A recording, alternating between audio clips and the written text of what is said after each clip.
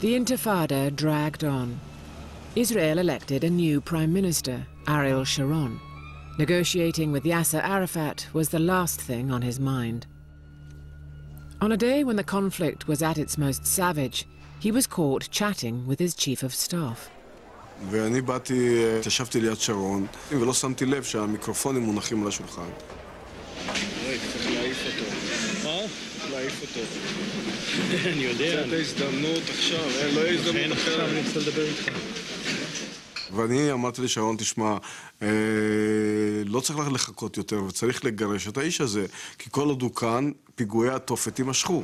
אני הגעתי אז למסקנה שצריך לפעול כאן. היה לי מאבק, זה לא היה דבר עניין אישי, כן? זה לא קשה לחשוב על זה היום, אבל בכל מקרה זה יהיה מאוד בעייתי שם, זה לא חשוב. תיזהר.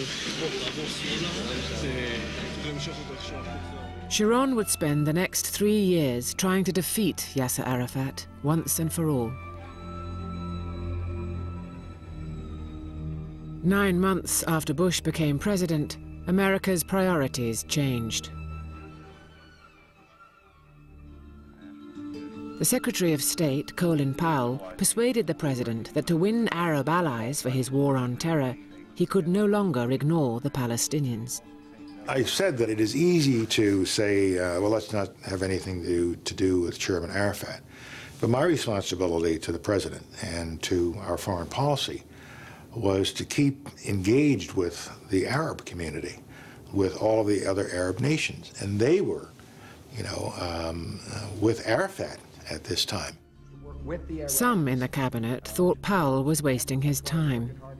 They suspected Yasser Arafat would never make peace. In the hope of proving them wrong, Powell turned to an army friend.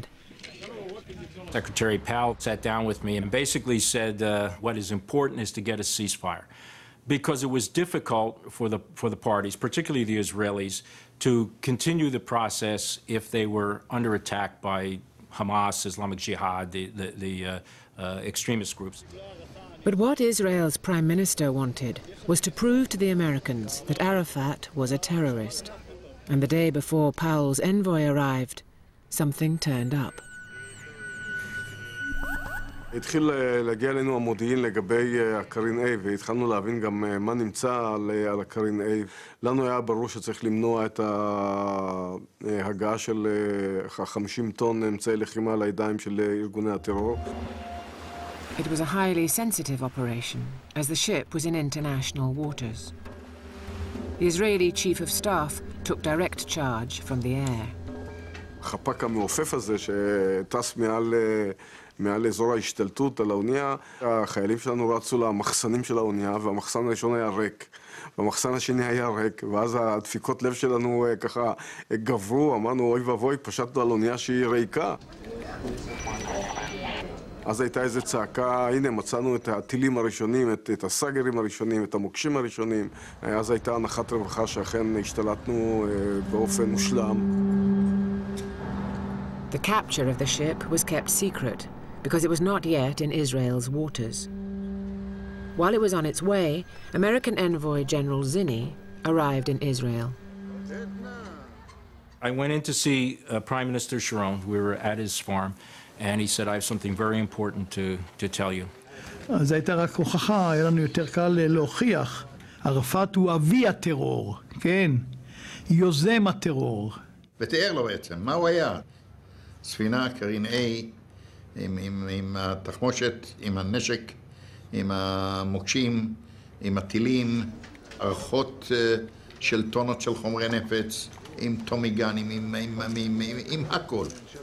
ואז אתה רואה את העיניים של זיני, זה לא רק זיני, הם פשוט היו בשוק. I was angry because I'm merely, you know, tripping off to Jerusalem to start these, I have this, you know, this plan or process we're going to go through. For all I know, what I fully suspected, Israelis would say, all negotiations are off.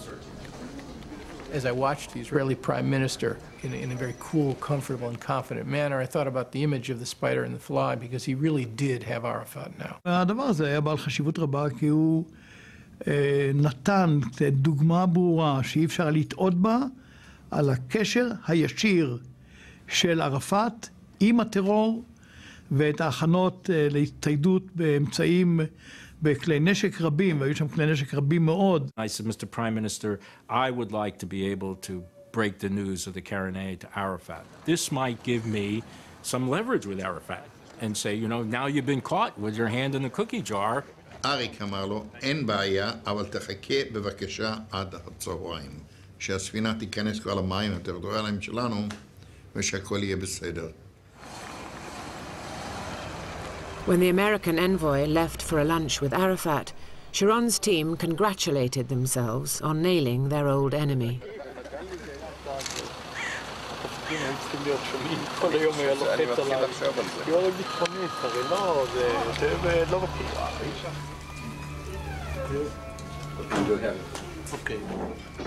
Noon hits, we're still eating lunch. Well, all of a sudden, people start running in. Cell phones were going off. People came up to him and start whispering, and I could pick up enough of the Arabic to know it was the Karenay. And so I said to him, I said, Mr. Chairman, what's going on? Something happening? No. He got really upset, and then from nowhere, General Zini said, is it about the ship, Karenay? And he looked at me and he said, the Karenay, he said, this is not us. He said, this is an Israeli plot. هذا الادعاء ومع ذلك هذا الادعاء ليس صحيحا. طب معقولة انه احنا نمرر سفينة من قناة السويس؟ معقولة؟ And President Arafat said, no, we have nothing to do with it, and I hope that the Israelis will not frame us on this again. Arafat's denial did not convince the American envoy. He reported back to his superiors in Washington. Zini called me and he was really pissed off. He asked me if I knew about it, and I was hearing about it for the first time, so I joined him in the pissed off club. All of us were very skeptical that Yasser Arafat was as lily white on the thing as he wanted to make out. He should have known, and may well have known. I just can't prove that he did know or had direct control over the operation. But it's close enough that the authority has to take responsibility for it. Unable to persuade the Americans that his Palestinian Authority was innocent, Arafat had one of his deputies arrested and wrote to President Bush promising to investigate. It was round one to Sharon. What we have learned now is that what we have known for a long time, that the Palestinian Authority is involved in terror.